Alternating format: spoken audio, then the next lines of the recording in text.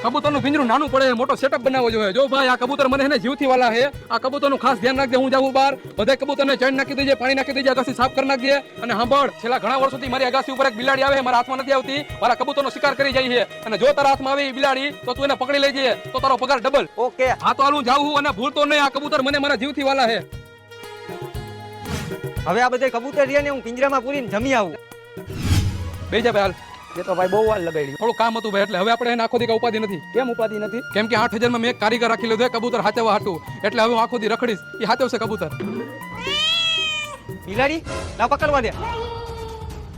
ભાઈ હવે તમે મારો પગાર ડબલ કરી દેજો. કેમ? તમે જે બિલાડીને વર્ષોથી ગોતતા હતા ને એને મેં પકડી લીધી છે. વાહ ભાઈ વાહ, આથી તારો પગાર ડબલ. તું અહીંયા શું કરસ? બિલાડી ભાગી નહીં જાય? તમે ઉપાધિ ન કરો, એ બિલાડી રહીને એને મેં કબૂતરના પિંજરામાં પૂરી દીધી, હવે એ ક્યાંય નહીં જાય. જલ્દી અગાસી ઉપર જવા દે, કારીગર ધંધો લગાડ્યો.